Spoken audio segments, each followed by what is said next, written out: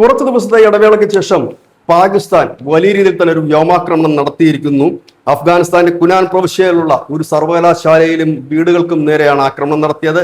7 പേർ കൊല്ലപ്പെട്ടു എന്നുള്ള വിവരം പുറത്തു വരുന്നു. 85 പേരുടെ നില ഗുരുതരമാണ്. അതിൽ 30 പേർ വിദ്യാർത്ഥികളാണ്. ഈ സർവകലാശാലയിൽ നടത്തിയ ആക്രമണത്തിൽ ഗുരുതരമായി പരിക്ക് പറ്റിയിരിക്കുന്ന 30 വിദ്യാർത്ഥികൾക്കാണ്. അതുകൊണ്ട് തന്നെ മരണസംഖ്യ ഉയരുമെന്ന് തന്നെയാണ് അഫ്ഗാനിൽ നിന്ന് വരുന്ന റിപ്പോർട്ടുകളും. ഒപ്പം തന്നെ സ്ത്രീകളും കുട്ടികളും ഒക്കെ ഈ വീടുകൾ ആക്രമണത്തിൽ കൊല്ലപ്പെട്ടിട്ടുണ്ട്. എന്നാൽ പാകിസ്ഥാൻ പറയുന്നത്, അവരുടെ ബ്രോഡ്കാസ്റ്റ് മിനിസ്ട്രി പറയുന്നത് അത്തരത്തിൽ തങ്ങൾ ആക്രമിച്ചിട്ടില്ല, പകരം തെഹ്രീക്ക് താലിബാന്റെ ചില താവളങ്ങൾക്ക് നേരെ തങ്ങൾ ആക്രമണം നടത്തിയെന്നാണ്. നമ്മൾ കണ്ടതാണ്. കുറച്ച് ദിവസങ്ങൾക്ക് മുമ്പ് ചൈനയുടെ മധ്യസ്ഥതയിലായിരുന്നു അഫ്ഗാനിസ്ഥാനും പാകിസ്ഥാനും ചർച്ച നടത്തുകയും യുദ്ധം അവസാനിപ്പിക്കാൻ ഒരു വെടിനിർത്തലിലേക്ക് എത്തുകയും ഒക്കെ ചെയ്തിരുന്നൊരു കാഴ്ച. പക്ഷെ അതിനെ ലംഘിച്ചുകൊണ്ടാണ് പാകിസ്ഥാൻ ഇപ്പോൾ വലിയ രീതിയിൽ ആക്രമണം നടത്തിയിരിക്കുന്നത്. കാബൂളിലും ചില ആക്രമണങ്ങൾ പാകിസ്ഥാൻ നടത്തിയെന്നുള്ളൊരു വാർത്തയും പുറത്തു വരുന്നുണ്ട്. ഏതായാലും പാകിസ്ഥാൻ രണ്ടും കൽപ്പിച്ചൊരു യുദ്ധമുഖത്തേക്ക് ഇറങ്ങുമ്പോൾ അതിന് പിന്നിൽ അനവധി ലക്ഷ്യങ്ങൾ പാകിസ്ഥാൻ ഉണ്ടാകും. കാരണം ഇപ്പോൾ ഈ ഇറാൻ അമേരിക്കയുടെ ഈ നയതന്ത്ര നീക്കങ്ങളും മധ്യസ്ഥ ശ്രമങ്ങളും ഒക്കെ തള്ളിയ സ്ഥിതിക്ക് ഒരുപക്ഷെ ആ യുദ്ധം വലിയ യുദ്ധമായി പരിണമിക്കാൻ സാധ്യതയുണ്ട്. അങ്ങനെയെങ്കിൽ പാകിസ്ഥാന്റെ മണ്ണ് അമേരിക്ക ഉപയോഗപ്പെടുത്താനും സാധ്യതയുണ്ട്. ഇങ്ങനെയൊക്കെ വരുന്ന സാഹചര്യത്തിൽ പാകിസ്ഥാന്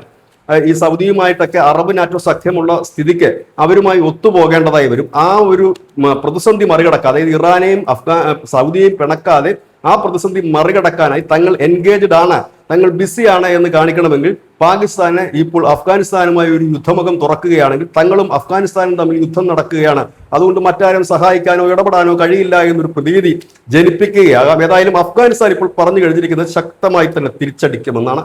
news desk news India Malayalam.